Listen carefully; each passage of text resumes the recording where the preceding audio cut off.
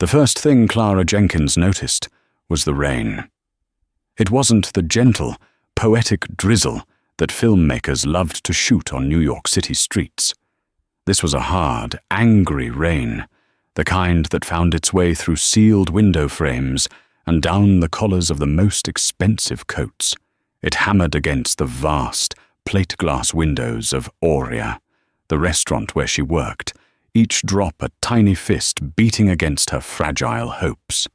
Tonight, the relentless drumming sounded like a timer, counting down the seconds to her eviction.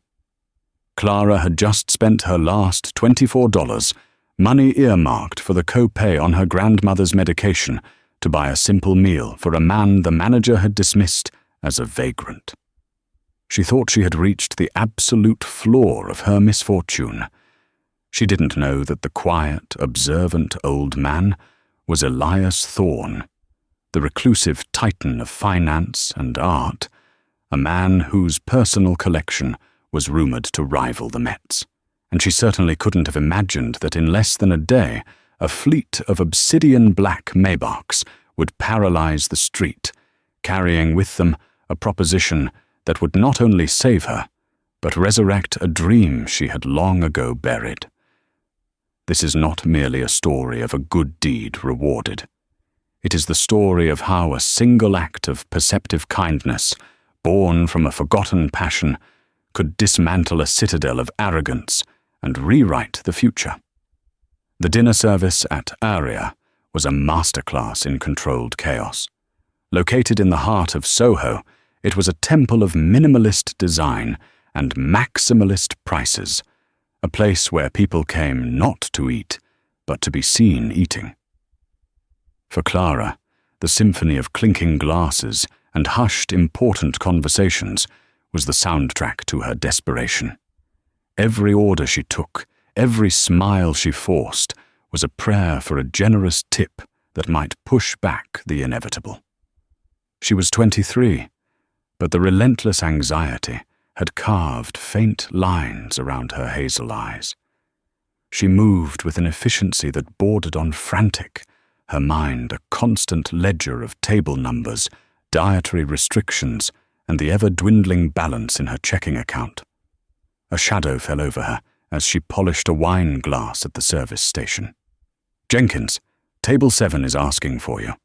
They said their water glasses have been empty for nearly 3 minutes. Are we running a restaurant or a desert caravan?" The voice was smooth, cultured, and laced with a condescension as sharp as broken glass. It belonged to Julian Vance, the owner's son and the restaurant's general manager. Julian was a man who wore his Tom Ford suits like armor and his family name like a crown. He managed Aurea, not as a business, but as a stage for his own importance, and he viewed his staff as little more than animate props. "I was just on my way, Julian," Clara said, her voice even, a skill she had perfected over months of his casual cruelty. She picked up the water pitcher. Julian stepped closer, invading her space. He smelled of expensive cologne and something acrid, like burnt ambition. "This isn't a soup kitchen, Clara. Our clientele expects a certain level of attentiveness. They are paying for an experience. Don't look so morose. You're dragging down the ambiance." He gestured vaguely at her face. "Smile, or find a job that doesn't require one." Clara didn't reply. She couldn't afford to. Arguing with Julian was a luxury reserved for the financially solvent. Losing this job meant her grandmother, Eleanor, would be moved from the specialized memory care unit at Willow Creek Gardens into a state-run facility that smelled of bleach and despair. Eleanor's Alzheimer's was advancing, and the private facility was a voracious beast, devouring every dollar Clara earned. She walked onto the dining floor, the practiced smile clicking into place. The restaurant was a sea of quiet wealth, hedge fund managers discussing mergers, art dealers dissecting auction results, couples performing the silent theater of a loveless marriage. As she refilled the water for the scowling couple at table 7, who barely acknowledged her existence, her thoughts drifted to the crisp, pink envelope in her locker. A final warning from Willow Creek. Payment was due by the end of the week. She had exactly $32 in her bank account and the $24 in cash in her apron pocket. That $24 was her lifeline. It was for Eleanor's prescription, the one that sometimes, on good days, allowed her to remember Clara's name. The evening wore on, a long, slow grind of feigned subservience. By 10 o'clock, the main rush had subsided, leaving behind a battlefield of crumpled linen napkins and half-empty wine glasses. The rain had intensified, turning the city lights into a blurry watercolor painting. "Clara!" Julian's voice snapped from the host stand.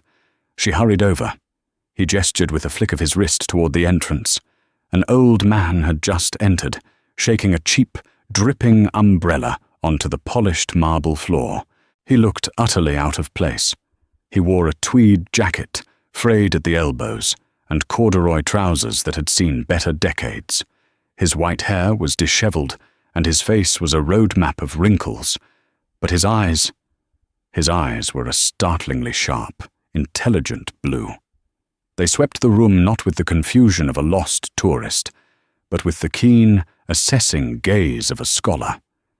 He looked less like a bum and more like a retired professor who had wandered in from a different, less materialistic century. "Put him at table 1, Julian muttered, his lip curling in distaste. "By the kitchen door. I want him in and out. If he orders anything more than a coffee, ask to see his credit card first." "He's a customer, Julian," Clara whispered, a spark of defiance cutting through her exhaustion. "He's a liability," Julian hissed back. "Do it." Clara took a menu and approached the man. Up close, she noticed the details Julian's snobbery had missed. The tweed jacket, though worn, was of a fine Donegal weave. His leather satchel, propped against his leg, was scuffed and cracked, but made of a quality of hide one no longer found, and there was a faint, pleasant smell about him, a mix of old books, pipe tobacco, and something that reminded her of her grandfather's workshop, linseed oil. "Good evening, sir," Clara said, her smile genuine for the first time all night. "Welcome to Aria. Let's find you a comfortable spot away from the door." She ignored Julian's directive and led the man to a small, secluded booth in the corner, away from the clatter of the kitchen and the judgmental stares of the remaining patrons. It was a table usually reserved for staff meals. The old man looked at her, a flicker of surprise in his blue eyes. "Thank you, my dear. That's very thoughtful. Can I get you something to drink? Perhaps a hot tea to warm you up?" "Just a black coffee, please," he said, his voice a low, gravelly baritone. "And perhaps the risotto, if it's not too much trouble." "Of course. Right away." As she walked to the kitchen, she felt Julian's glare boring into her back. He made a sharp, slicing gesture across his throat. She knew she was on thin ice, but as she looked back at the old man, who was now gazing at a small, abstract painting on the wall with an intensity she found strangely familiar, she felt a kinship with him. He was an anachronism, a man of substance in a room full of style. He reminded her of the professors she'd admired during her 2 brief but glorious years at Columbia, studying art history before Eleanor's illness had forced her to drop out. She didn't know it yet, but that plate of risotto was about to become the fulcrum upon which her entire world would pivot. The risotto was perfect, creamy and rich with wild mushrooms. Clara had asked the chef to add extra parmesan, a small gesture of defiance. The old man ate with a slow, deliberate appreciation, his posture erect, his movements precise. He didn't devour the food like a starving man. He savored it, contemplated it. Clara found herself tidying nearby tables, stealing glances at him. He wasn't on his phone. He wasn't trying to catch anyone's eye. He was simply present, observing the room, his gaze lingering on the decor, the lighting, the other diners. When he finished, he carefully folded his napkin and placed it beside his plate. He caught her eye and gave a small, appreciative nod. "The bill, please, young lady." "Of course." Clara printed the receipt, $23.50 with tax, and placed it discreetly in the leather folio. She set it on the table and began to turn away. She watched as he reached into the inner pocket of his tweed jacket. He patted it, his brow furrowed. He tried the other pocket. His calm demeanor began to fray at the edges. His movements became more urgent as he checked the pockets of his trousers, then looked around the booth, a quiet panic dawning in his eyes. Clara's stomach plummeted. She knew that feeling intimately. The cold dread, the frantic mental search, the public shame. The old man looked up at her, his face pale. "Oh dear," he murmured, his voice barely a whisper. "How utterly embarrassing. My wallet. I must have left it in my study. I was in such a rush to escape the rain." Before Clara could offer a reassuring word, Julian materialized at the table. He had been circling like a shark, sensing blood in the water. "Is there an issue here?" Julian's voice was a silken threat. The old man looked at Julian, his dignity a thin shield against the manager's contempt. "I apologize profusely, sir. I seem to have misplaced my wallet. If you would allow me to make a phone call, my driver can be here in 20 minutes, or I would be happy to leave my watch as collateral and return tomorrow morning." Julian let out a soft, cruel laugh that turned heads at the adjacent tables. "Your watch?" He glanced at the simple, leather-strapped timepiece on the man's wrist. "I doubt that would cover the bread basket. And return tomorrow. I've heard that one before. You wander in here, looking like you slept on a park bench, occupy a table, and now you expect a free meal. I assure you, I am not a thief," the old man said, his voice regaining a measure of firmness. "And I assure you, I'm not a fool," Julian snapped, his voice rising. "You pay the bill now, or my next call is to the NYPD. "Julian, stop it," Clara interjected, stepping between them. "It's an honest mistake. Look at him." Julian whirled on her, his face flushed with anger. "You stay out of this, Jenkins. This is entirely your fault. You coddled him, gave him a prime table against my orders. What, are you going to pay for him? Is that it?" The dining room had gone quiet. The remaining patrons were watching, their faces a mixture of mild amusement and detached curiosity. The old man looked at Clara, his eyes filled with a profound weariness and humiliation. To be threatened with the police over a plate of risotto. It was a deep and brutal indignity. Clara looked at Julian's smug, triumphant face. She looked at the old man's trembling hands, and she thought of the $24 in her apron, Eleanor's medicine, the one tangible piece of hope she had. If she gave it away, she'd have to beg the pharmacist for credit, a plea that had been denied before. She would have to face the head nurse at Willow Creek with empty hands and excuses. But then she looked at the old man again. She saw not a freeloader, but a gentleman in a moment of distress, being bullied by a petty tyrant. She saw the same quiet dignity her grandmother fought to retain against the ravages of her disease. In that moment, her own desperation felt secondary to his humiliation. She didn't hesitate. "Yes," Clara said, her voice ringing with a clarity that surprised even herself. "I am." Julian's smirk faltered. "What?" Clara reached into her apron, her fingers closing around the two $10 bills and 4 ones. She pulled them out, smoothed the crumpled notes on the table, and placed them inside the folio. "Keep the change," she said, looking Julian directly in the eye. Julian snatched the folio, his eyes flicking to the cash as if to verify its reality. A sneer reclaimed his face. Fine. Your choice to throw your money away. But don't come crying to me when you can't make rent. He turned to the old man. You. Out. And don't let me see you on this block again. With a final glare, Julian strode toward the cash register. The old man slowly rose, leaning on the table for support. He looked at the folio in Julian's hand, then back at Clara, his blue eyes searching her face. "My dear child," he said, his voice thick with an emotion she couldn't quite decipher. "You shouldn't have done that. That was clearly money you needed." Clara managed a weak smile, the adrenaline of the confrontation giving way to the cold reality of her choice. "It's just money, sir. Kindness shouldn't have a price tag. Please don't worry about it." He reached out and gently took her hand. His skin was dry and papery, but his grip was firm. He glanced at her name tag. "Clara," he said, the name a soft echo in the quiet room. "You have a perceptive heart, Clara. That is a thing far rarer and more valuable than gold.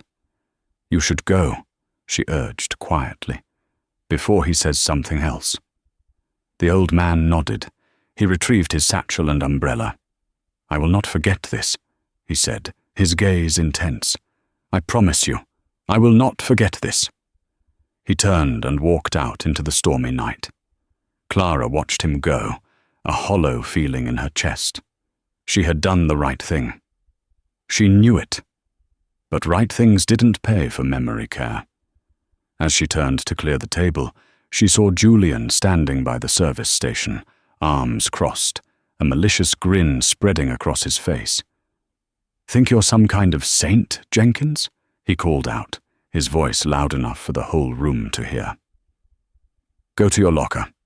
Pack your things. You're fired." Clara froze, a water glass halfway to her tray. "What?" "You heard me. Insubordination, undermining management, violating company financial policy. Take your pick. Get out of my restaurant." The floor seemed to drop away. No job, no final paycheck, no money for Eleanor, no hope. She didn't plead or argue. There was no point. She simply walked to the locker room, her movements stiff and robotic. She untied her apron, the one stained with the realities of her life, and left it folded on the bench.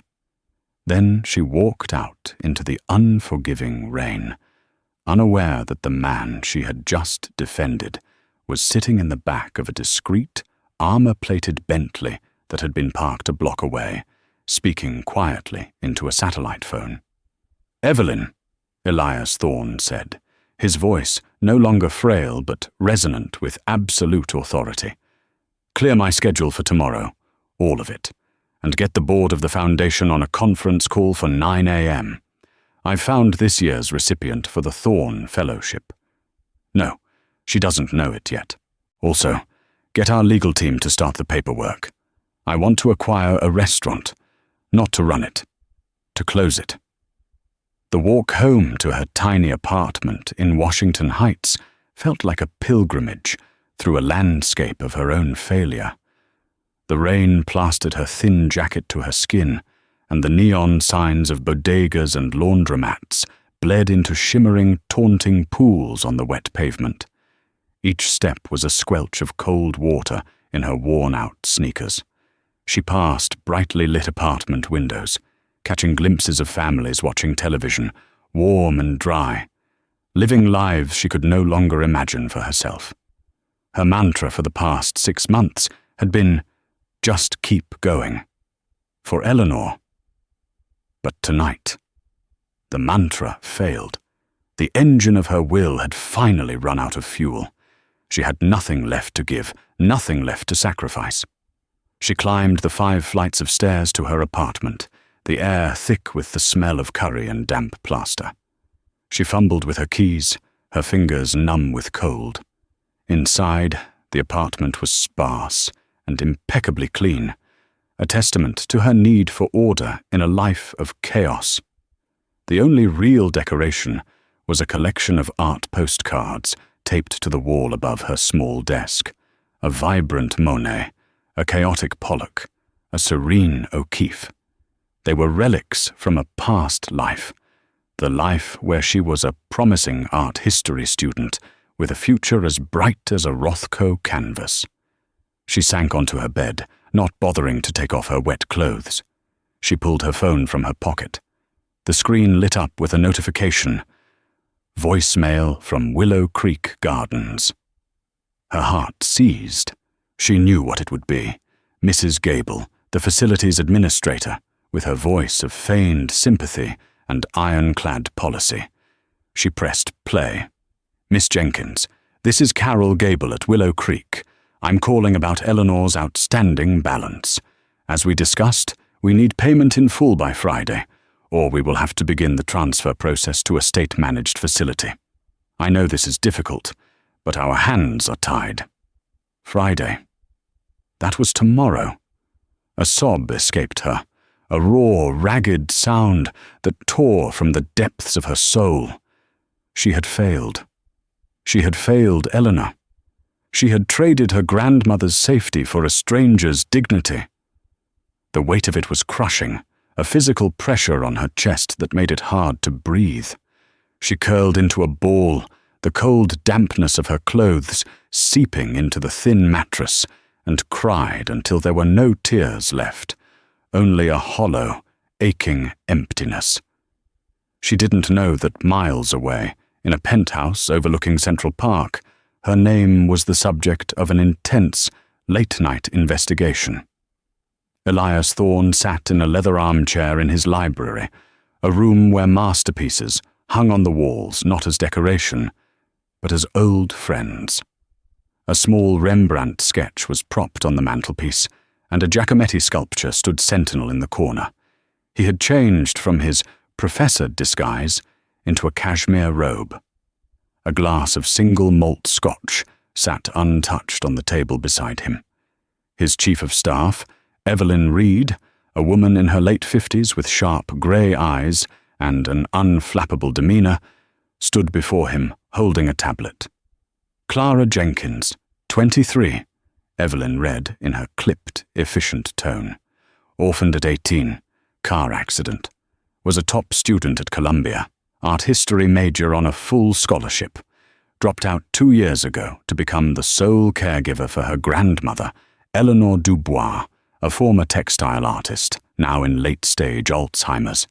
She's been working 2 jobs to keep her in a private facility, Willow Creek Gardens. The facility is about to evict her grandmother for non-payment." Evelyn swiped the screen. "Financially, she is wiped out. Bank account is overdrawn. She has no assets, no other family. That $24 she gave you, according to her bank records, it was the last of her physical cash, withdrawn 2 days ago. It was, for all intents and purposes, everything she had." Elias closed his eyes, a muscle twitching in his jaw. For 50 years since his beloved wife, Isabel, had died, he had been a collector. He collected companies, stocks, art. He collected things of beauty and value, trying to fill the cavernous void she had left. Isabel had been a painter, a woman who saw the world not for what it was, but for the beauty it held within. She could find art in a rust stain on a sidewalk, poetry in the way light fell across a dusty floor. He, on the other hand, had become a man who only understood value that could be quantified.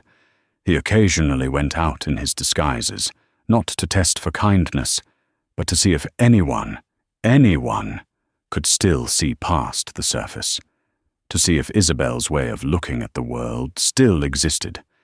People usually ignored him or were dismissive. But Clara, she hadn't just been kind, she had been perceptive. She had seen the quality of his worn jacket, the history in his old satchel. She had looked at him not as a problem to be managed, but as a person to be understood. And when she talked about the cheap print on the restaurant wall, her eyes had lit up with a passion he hadn't seen since Isabel's. She had given him everything she had, not out of pity, but out of a shared sense of dignity. And the manager? Elias's voice was dangerously quiet. Julian Vance, Evelyn said, a note of disgust in her voice. Son of the owner, Richard Vance. The Vance Restaurant Group is heavily leveraged. They've been borrowing against their properties to maintain an image of success. Aria is their flagship, but it's losing money. According to my sources, Julian has a reputation for being a petty tyrant. Dozens of informal complaints, but his father protects him. Elias took a slow sip of his scotch. The firelight glinted in his eyes, turning them to chips of ice. Evelyn, he said, call our contact at the Times, the art editor. Tell him I'm giving him an exclusive. I'm unveiling a new piece in my collection tomorrow, a piece titled Authenticity. Evelyn raised an eyebrow. Sir, there is no such piece. There is now, Elias said, and I want the unveiling to take place at 11 a.m. tomorrow, at Aurea. He picked up his personal phone and began to dial. The calls went out through the night to the most powerful people in the city, to the chairman of the board of the Metropolitan Museum of Art, to the president of Columbia University, to the city's most feared restaurant critic, to the other board members of the Thorn Art Foundation, a group of billionaires and cultural titans. He wasn't just planning to reward Clara. He was planning to stage a piece of performance art. The theme was value, real versus perceived. The stage was Aria, and Julian Vance was about to be cast in the role of the fool. One more thing, Evelyn, Elias said, setting his phone down. Call Mrs. Gable at Willow Creek Gardens. Inform her that the Eleanor Dubois account has been paid in full, in perpetuity, and arrange for a private neurological specialist to see her tomorrow. The best in the world. Understood, sir. Elias stood and walked to the window, looking out at the glittering, rain-washed city. Out there, in a cold apartment, a young woman thought her life was over. You saw the art, Clara, not the frame, Elias whispered to his reflection. Isabel would have liked you. The sun rose on Friday morning, casting a weak, watery light over the city. For Clara, it was the dawn of a day she had been dreading. The day she had to tell Eleanor's ghost, the fading flicker of the woman who raised her, that she had failed. She had spent the night in a fitful sleep, waking with a start every hour. She had no plan. There were no options left. Her only remaining task was to go back to Aria and plead with Julian for her final paycheck, which, after his deductions, would likely be less than $100. It was a pittance, but it was something. The thought of facing him again filled her with a sick, helpless dread. But pride was a luxury she had sold off long ago. She arrived at the restaurant at 10:30, slipping in through the service entrance. The morning prep was in full swing. The air buzzed with the sounds of chopping knives and the hiss of the espresso machine. She found Julian in his small, glass-walled office, barking into the phone. He saw her, held up a finger, and finished his call with a flourish. Jenkins, he said, leaning back in his chair, the picture of smug authority. To what do I owe the displeasure? My final check, Julian, she said, her voice flat. He smirked, tapping a pen on his desk. Ah, yes, about that. After docking your pay for the cost of the meal you comped for your charity case, and a uniform cleaning fee, and a till discrepancy from your station last week, it turns out you owe us $7. Clara stared at him, speechless. It was a lie, a final, petty twist of the knife. He was enjoying this. You can't do that, she whispered. I just did, he said, his smile widening. Now, if you'll excuse me, I have an incredibly important day. We have a last-minute booking. The art editor from the Times is coming with a guest. This could mean a rave review. I need my staff focused, not distracted by... Refuse. Defeated, Clara turned to leave. She had reached the end. There was nothing left to do but walk away. As her hand touched the door, a low rumble began to build outside, a sound that vibrated through the soles of her shoes. It was the synchronized purr of dozens of high-performance engines. "What in God's name is that?" Julian snapped, annoyed by the interruption. Clara looked out the front window. Her jaw dropped. Lining the street was not a parade of flashy sports cars, but a funereal procession of the most expensive sedans in the world. Black Bentleys, graphite Maybachs, deep blue Rolls-Royce Phantoms. They were parked with an imperious disregard for traffic laws, creating a blockade of silent immense power. Chauffeurs in black suits stood by the doors. Pedestrians had stopped. The doors began to open. Not with the frantic energy of a taxi dropping off a hurried executive, but with a synchronized silent gravity, as if the world itself were holding its breath. From the obsidian shells of the cars emerged figures that seemed carved from a different reality.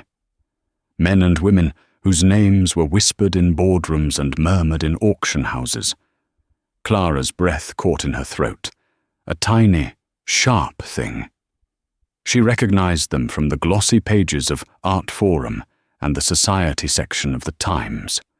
Magazines she used to devour in the university library, relics of a life that now felt like a dream she'd once had.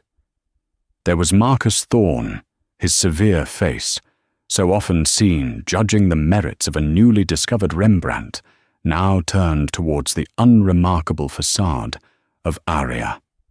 There was Dr. Alistair Finch from Columbia, a man whose signature approved the futures of thousands of students, including once her own. There was Beatrice Astor, whose philanthropic empire could alter the cultural landscape of the city with a single pen stroke. It was not a random assembly of the rich. It was a curated collection of the city's soul, its power, its history. And then, from the lead Rolls-Royce, a chauffeur holding a vast black umbrella against a rain that had softened to a respectful mist, the old man emerged. The transformation was so absolute it felt like a violation of physics. The frayed tweed was gone, replaced by a bespoke charcoal suit of such perfect tailoring, it seemed to be woven from shadow and steel. The stoop of a weary academic was gone, replaced by a posture of quiet, unshakable authority. His white hair, once disheveled, was now a silver crown. In his hand, he held not a dripping umbrella, but a simple, elegant, silver-headed cane that he used not for support, but as a conductor might use a baton, commanding the silent symphony of the street. He was no longer a footnote in the city's story. He was the story. "My God!" Julian breathed, his voice a ragged gasp beside her. He had rushed from his office, drawn by the impossible sight. That's Elias Thorne." The name fell from his lips like a prayer and a curse. He spun around, his face a canvas of chalk-white panic, his eyes darting between the titan on the sidewalk and the fired waitress by his door. The gears in his mind were grinding, trying to reconcile two universes that had just violently collided in his restaurant. What is he doing here? Why?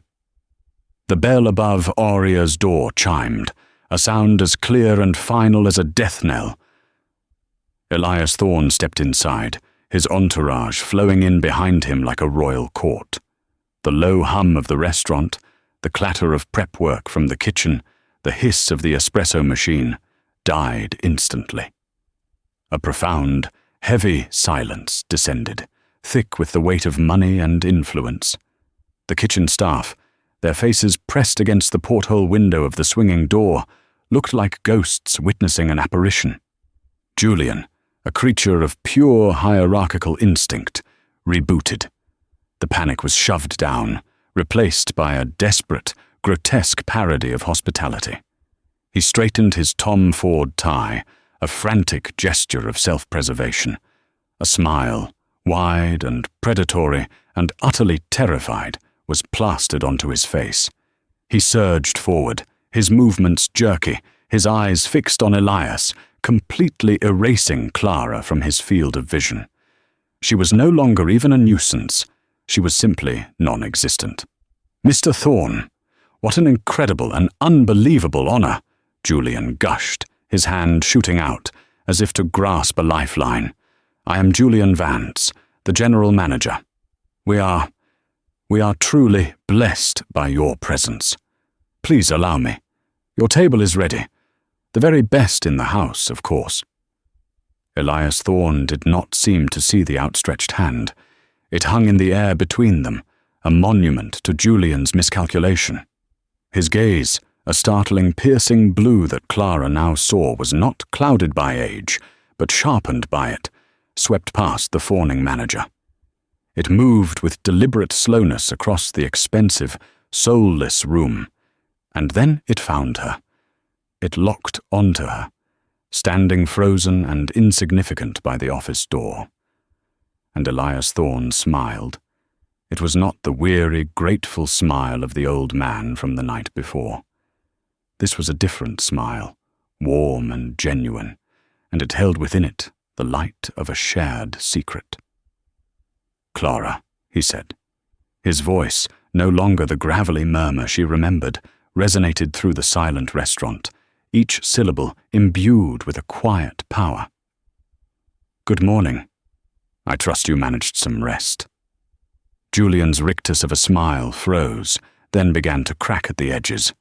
His head swiveled from the billionaire to the waitress and back again, a comical, horrifying motion.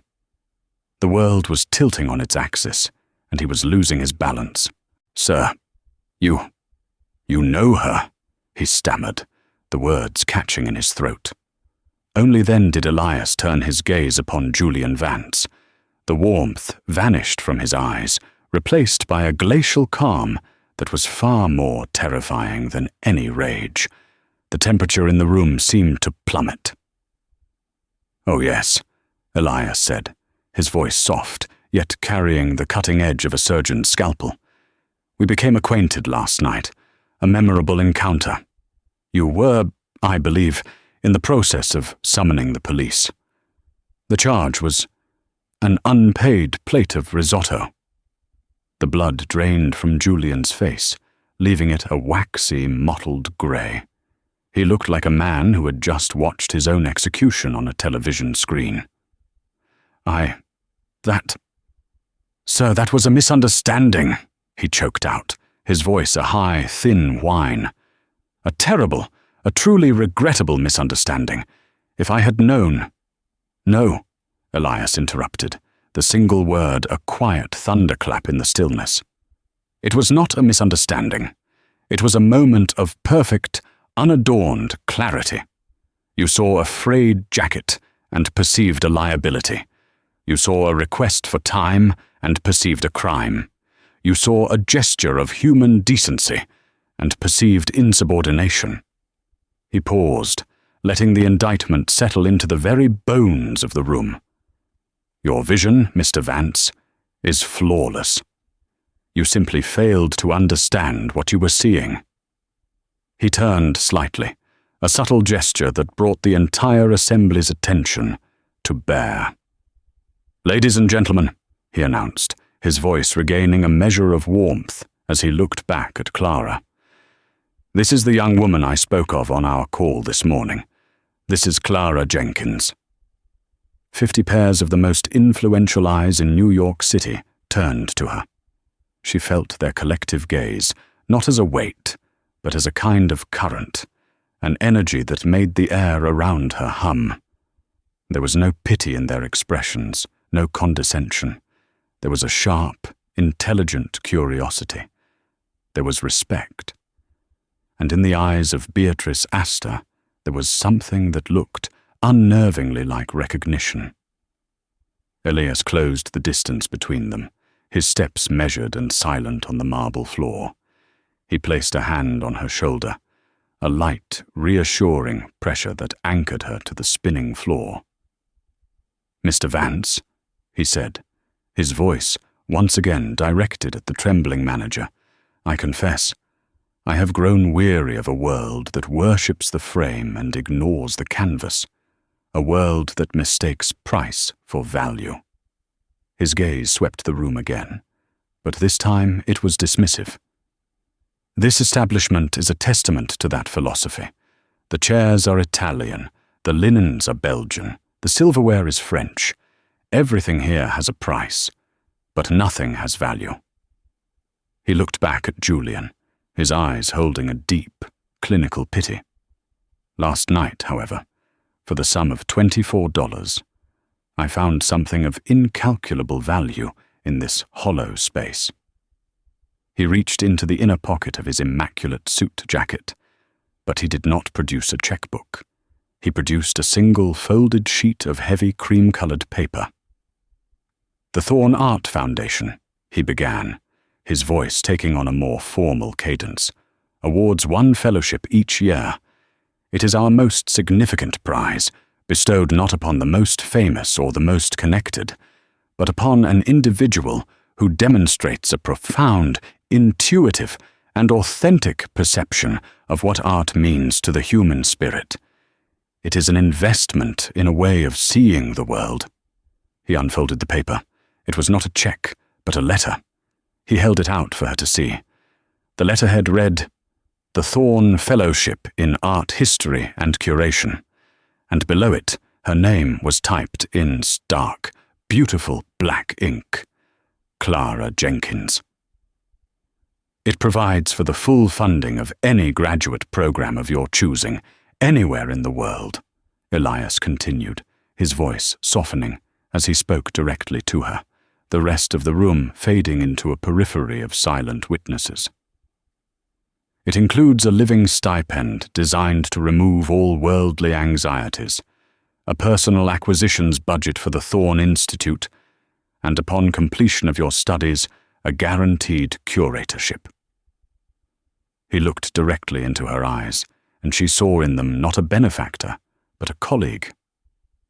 "This year, Clara, the board was unanimous. The fellowship is yours." A sound escaped her lips, half sob, half laugh. The world swam, a watercolor painting seen through tears. "Me," she whispered, the word a tiny raft in an ocean of disbelief. "But I'm a waitress. I was a waitress." "No," a new voice said, warm and resonant. Dr. Finch, the president of Columbia, had stepped forward, his expression kind. "You are a scholar whose work was interrupted by duty, an artist's granddaughter who put love before ambition. Your place at our university, Miss Jenkins, has simply been held in reserve. We would be honored to welcome you back whenever you are ready." Marcus Thorne of the Met was next, and the Met would be privileged to offer you a paid internship in our European Paintings department, effective immediately. We have a Vermeer attribution that could use a fresh, perceptive eye. One by one they spoke, not with hollow offers, but with concrete, life-altering opportunities. It was a cascade of futures, a torrent of possibilities that washed away the grime and despair of the last 2 years. It was the resurrection of a dream she hadn't even realized was still breathing. Julian Vance watched it all, his face slack, his mind finally shattered. He had built his life on the worship of these very people, and he had just committed the ultimate blasphemy. He had failed to recognize their God when he walked through the door. "Mr. Thorne, please," he begged, his voice cracking, all pretense of dignity gone. "Please, I can fix this. A mistake. I'll fire myself. I'll promote her. A manager. She can be a manager." Elias regarded him with a look of profound sadness. He turned to the art critic from the Times, a man whose pen could build empires and topple dynasties. "I believe you have your story," Elias said calmly. "A parable for our times, perhaps. The tale of a restaurant so blinded by the glitter of wealth that it failed to recognize the glint of truth. A tragedy in 3 acts: arrogance, ignorance, and as of this morning, irrelevance." The critic gave a single sharp nod, his eyes alight. He was already writing the obituary. Elias turned back to Clara, his expression softening completely. "There is another matter. Your grandmother, Eleanor. My foundation's charter extends to the well-being of our fellows. Consider all her needs, past, present, and future, to be our responsibility. We believe genius cannot flourish under the weight of worry. You are free, Clara. You are free to simply be." He then held out a pen. It was a simple, heavy fountain pen of gleaming black resin and gold. "One final piece of business," he said, his voice dropping to a near whisper, for her alone. "You are owed a final paycheck. Mr. Vance has calculated that you owe him $7. A ghost of a smile played on his lips. "I have already acquired this restaurant and its parent company. Their assets and their debts are now mine. You are, therefore, owed a final payment from me. I think it only fitting that you determine the amount." He gestured to the fellowship letter in her hand. "Write it on the bottom of that page. It will be a legally binding addendum to our contract." With a hand that trembled, Clara took the pen.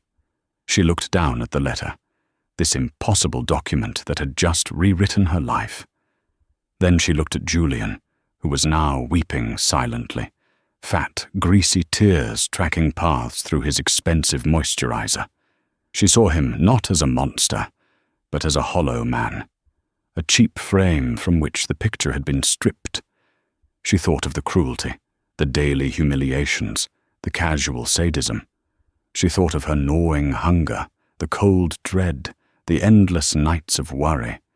And then she thought of the $24, an act not of defiance, but of simple, shared humanity.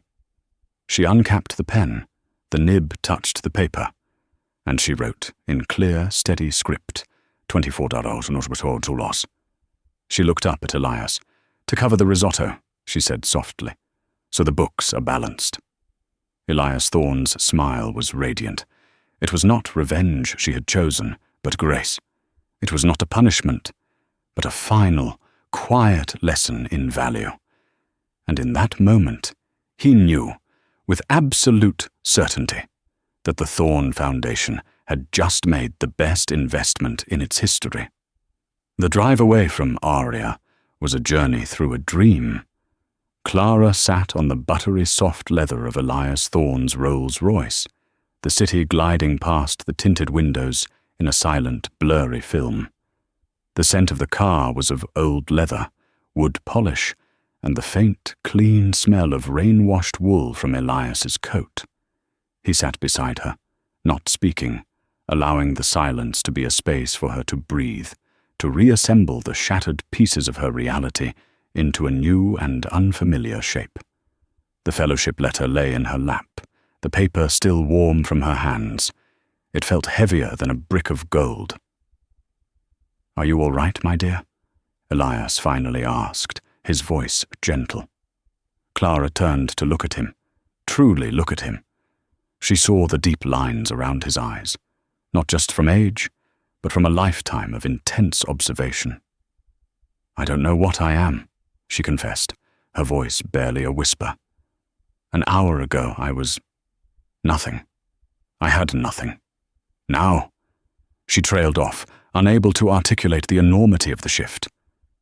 "An hour ago," Elias corrected softly, "you were a young woman of immense integrity and perception, trapped by circumstance.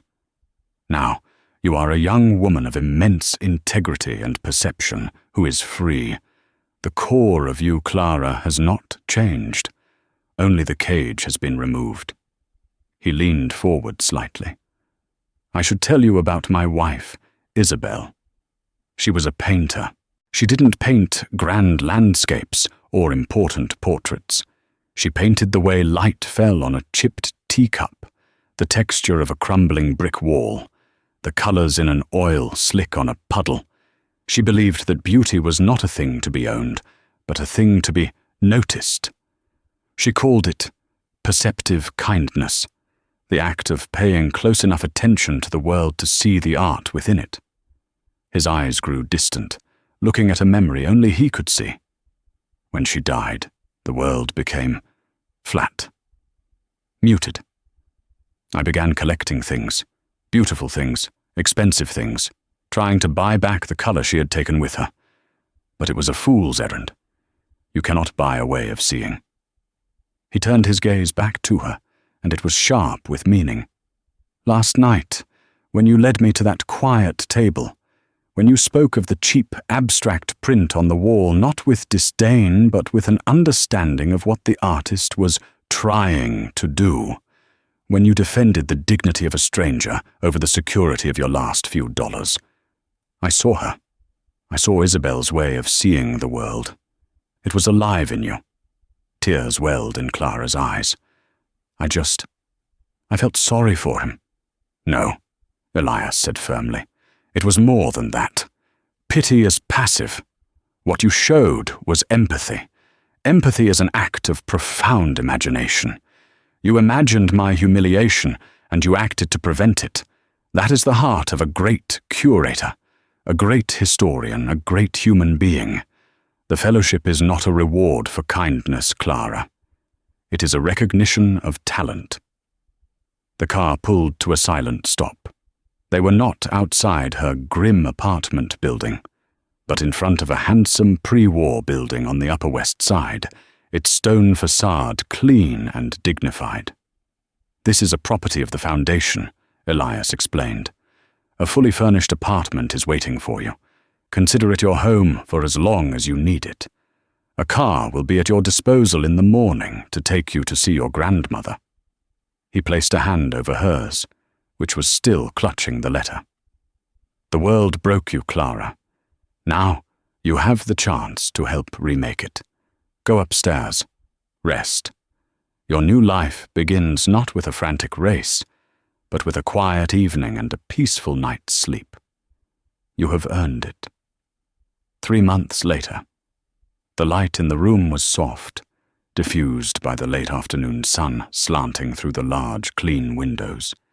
It illuminated the dust motes dancing in the air and cast a warm glow on the vibrant tapestry hanging on the wall, a swirl of deep blues and fiery oranges, one of Eleanor's final, most lucid works.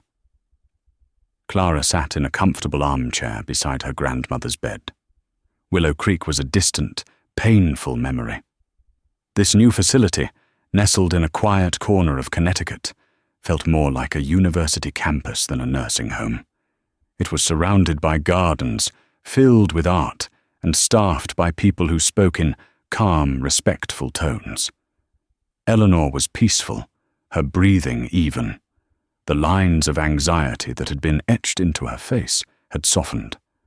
Some days there was a flicker of recognition. Most days there was not. But she was safe. She was cared for. And that was enough. In Clara's lap was a heavy, leather-bound book on the Dutch masters. She was reading aloud, her voice a low murmur, describing the chiaroscuro in a Rembrandt portrait, the quiet domesticity of a Vermeer. It was a ritual they had developed. She didn't know if the words reached the part of Eleanor that remembered, but she knew that the cadence of her voice, the shared space, the presence of beauty, was a form of connection that transcended memory.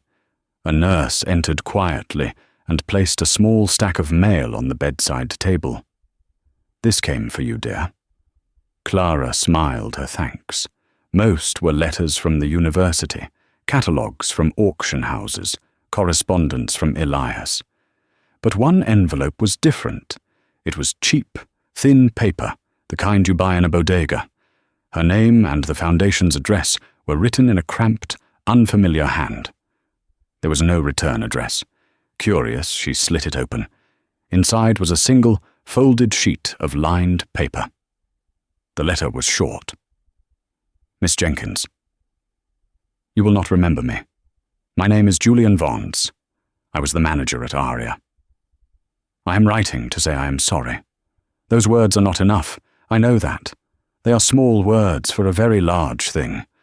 I lost my job, my father's company, my everything. For a while, I believed you had taken it from me. I was angry, but the anger was just a cover for the shame. I have been working as a dishwasher in a diner in Queens. It is hard work. No one knows my name. No one cares who my father was. For the first time in my life, I am invisible. And in that invisibility, I have started to see things. I see the tired faces of the waitresses. I see the old men who come in for coffee just so they won't be alone. I see the kindness of the cook who slips an extra pancake onto a kid's plate. I saw a picture of you in the paper at a museum gala. You looked happy. You looked like you belonged. I wanted you to know that I understand now. What you did that night, it wasn't about the money. It was about seeing. You saw a person. I only saw a problem. That is why you are where you are, and I am where I am. I do not ask for your forgiveness. I have not earned it. I only wanted to say thank you. You took away my life, and in doing so, you forced me to find a real one. Sincerely, Julian Vance. Clara folded the letter and held it in her hand.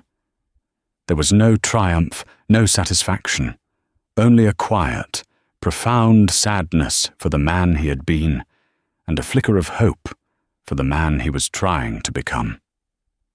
She looked at her grandmother's tapestry on the wall. She looked at the book in her lap.